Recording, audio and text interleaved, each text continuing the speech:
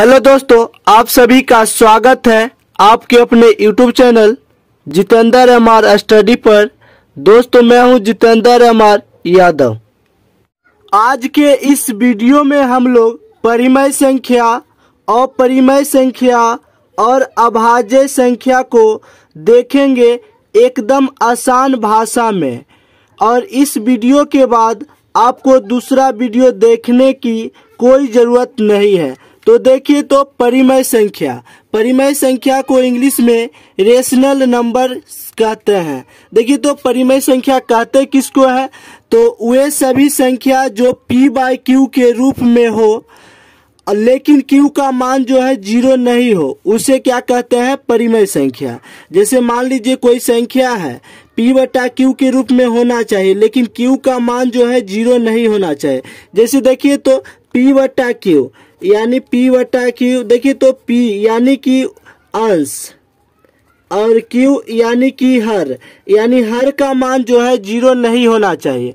अगर 0 हो गया तो परिमेय संख्या नहीं होगा, 0 नहीं हुआ तो परिमेय संख्या होगा। इसीलिए q बराबर नहीं 0, यानी q का मान जो है 0 नहीं होना चाहिए, तब कहलाएगा परिमेय संख्या। और p/q के रूप में होना चाहिए।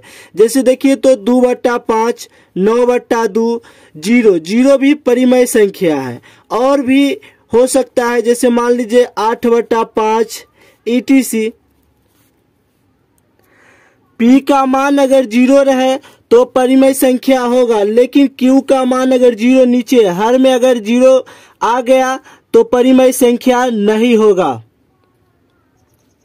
अपरिमेय संख्या या इरेशनल नंबर्स किसे कहते हैं? देखिए, तो वे सभी संख्या जो p/q के रूप में नहीं लिखी जाती हो या जिसका वर्गमूल नहीं निकलता हो, उसे अपरिमेय संख्या कहते हैं। पहली बात तो इसमें कंडीशन क्या है? p/q के रूप में नहीं लिखना है। अगर लिख देंगे तो परिमेय संख्या कहलाएगा।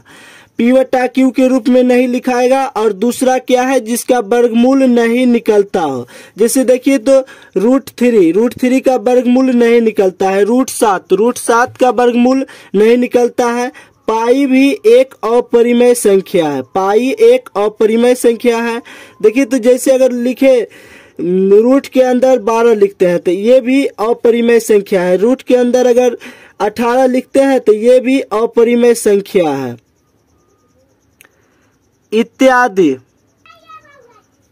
अभाज्य संख्या को ही रूढ़ संख्या कहते हैं। अभाज्य संख्या या रूढ़ संख्या, इसी को इंग्लिश में प्राइम नंबर बोलते हैं। देखिए, तो अभाज्य संख्या या रूढ़ संख्या किसे कहते हैं? तो वे सभी संख्या जो एक अथवा स्वयं से भाग लगे उसे अभाज्य संख्या कहते हैं। यानी कि कोई भी संख्या जो एक अथवा स्वयं से, यानी एक से भाग लगे और खुद से भाग लगे, उसे ही अभाज्य संख्या या रूढ़ संख्या कहते हैं। जैसे देखिए, तो जैसे मान लीजिए कि अगर 2 है तो 2, देखिए तो 2 में कौन कौन सी संख्या से भाग लगेगा? तो 1 से लगेगा और खुद से लगेगा, यानी 2 से लगेगा। तो देखिए, तो 1 अथवा स्वयं से भाग लगे उसे अभाज्य संख्या कहते हैं। तो यहाँ देखिए, तो 1 से लगा और 2 से लगा। उसी प्रकार देखिए, तो अगली संख्या 3 है तो 3 में भी देखिए, तो 1 से 3 में भाग लग रहा है और अगला जो है 3 से लग रहा है, यानी 1 अथवा स्वयं से भाग लगे उसे अभाज्य संख्या कहते हैं। अब देखिए, तो आगे जैसे लिखते हैं 17 लिखते हैं तो 17 में देखिए, तो 1 से भाग लग रहा है और क्या अब कोई दूसरा संख्या से नहीं लगेगा, सिर्फ खुद से लगेगा। देखिए, तो 17 से लग रहा है, यानी कि 1 से लग रहा है और खुद से लग रहा है।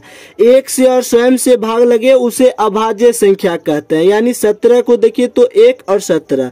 अब जैसे मान लीजिए कि 23 है, 23 को देखिए, तो 1 से लगेगा और अगली संख्या कोई दूसरा नहीं है, खुद से लग रहा है, यानी 23।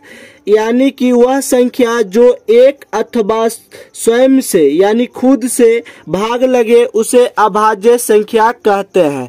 जैसे देखिए, तो एक अभाज्य संख्या नहीं है। क्यों नहीं है? चूंकि देखिए, तो 1 जो है 1 से तो लग जाएगा और एक से यानी खुद से लग रहा है, एक जो है अभाज्य संख्या नहीं है। चूंकि एक खुद से लग रहा है, दूसरी कोई संख्या नहीं है, इसीलिए एक अभाज्य संख्या नहीं है।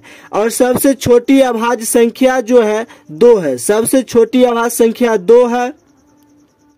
अगर आप पहली बार वीडियो को देख रहे हैं तो चैनल को सब्सक्राइब कीजिए, लाइक कमेंट कीजिए और दोस्तों के साथ वीडियो को शेयर कीजिए। मिलते हैं अगली वीडियो में, तब तक के लिए धन्यवाद।